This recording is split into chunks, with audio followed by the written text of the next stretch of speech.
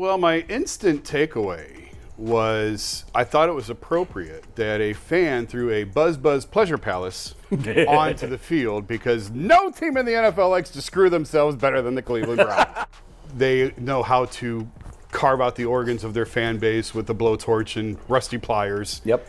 And the kicker this week happened to be the surgeon scrubbing in, and he's all thumbs. Andre Schmidt, the poor guy. We'll get to him in a minute. Oh. The Cleveland Browns have once again lived up to their reputation, delivering what can only be described as the most Browns thing possible.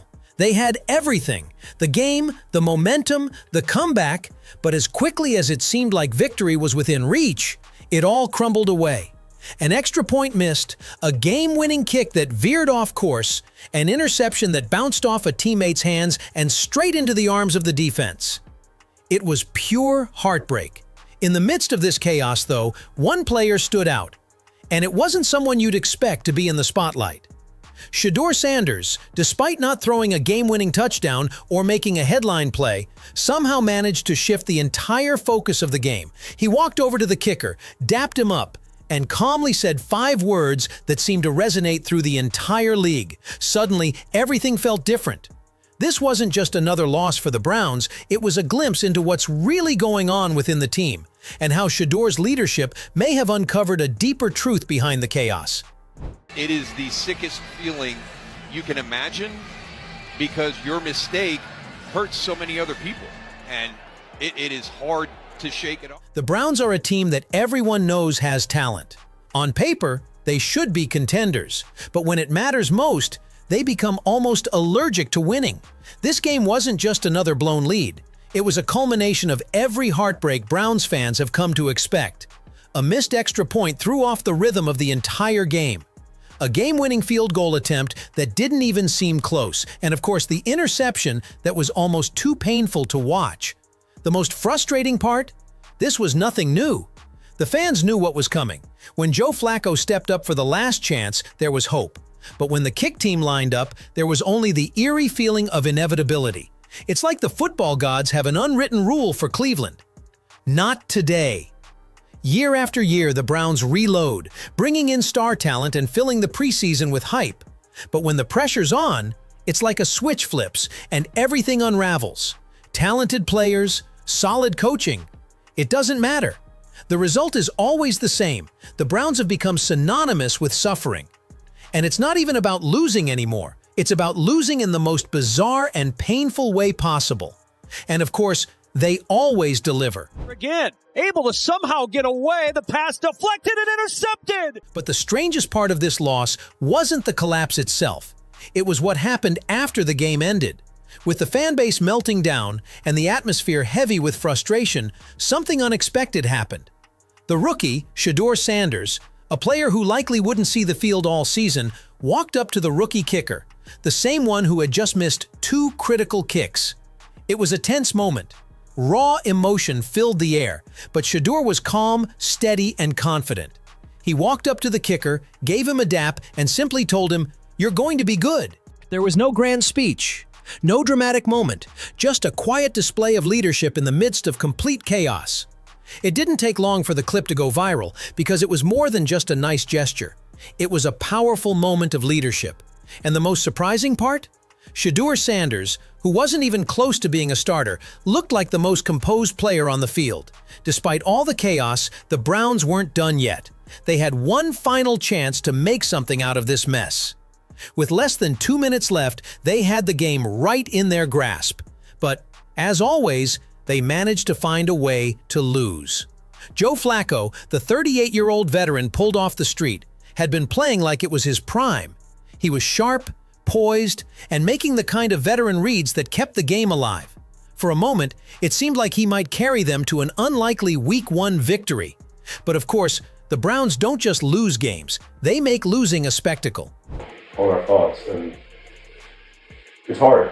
I mean, listen, when you lose football games, that's what happens. You're going to have plays that you look back on and think about, and those guys, they played a really strong game for us today. Like I said, I think when you look at this film, you're going to see a lot of guys that did a lot of really good things. We just had some MAs that really did us. It all started with a missed extra point, subtle enough at first to shake off, but it haunted them throughout the entire game. Then came the moment that broke everything. With mere seconds on the clock, Flacco delivered a pass that hit his receiver square in the hands, only for it to awkwardly deflect and fall into the waiting arms of a defender. It wasn't just a game killer, it was a soul crusher. It sucked the life out of the sideline, leaving the Browns in yet another impossible situation. The hope of a comeback vanished as quickly as it had arrived. Instead of fighting their way back, the Browns unraveled for the whole world to see. Even with Myles Garrett wreaking havoc on the line of scrimmage and the defense locking down the Bengals for much of the second half, none of it mattered when the game was on the line. The mistakes piled up. Dropped passes, missed kicks, turnovers at the worst possible times. This was Cleveland football at its most excruciating. And as the game slipped away, fans began asking themselves the question they'd been dreading. Is this really about bad luck? Or is there something deeper at play? We had a conversation early that morning, and then we had a conversation later that day. I think we had the right people involved in the conversation. At the end of the day, that's Andrew Berry's call. Andrew made the call to pick Shedeur. Just like who's going to start or what play we're going to call is Kevin's call. But that's Andrew's call. He made the call. At a certain point, it stops being about bad breaks and starts being about something more fundamental: bad leadership. Year after year, Browns fans hold out hope that this team will be different. New players, new energy, flashes of greatness. But when the game is on the line, they fall apart like clockwork. That's why the conversation is beginning to shift away from players and toward Kevin Stefanski. Is he really the guy who can fix this mess? His post-game speech hit all the right notes. He talked about the team learning from the loss, praised the effort, and looked ahead to the next division matchup. But if you listen carefully, it didn't sound convincing. It sounded like a man reciting a script after watching the same nightmare unfold again. The frustration is real, and for good reason. On paper, the Browns are stacked. Myles Garrett played out of his mind. The secondary locked it down, and even Joe Flacco, the 38-year-old emergency signing, did everything asked of him.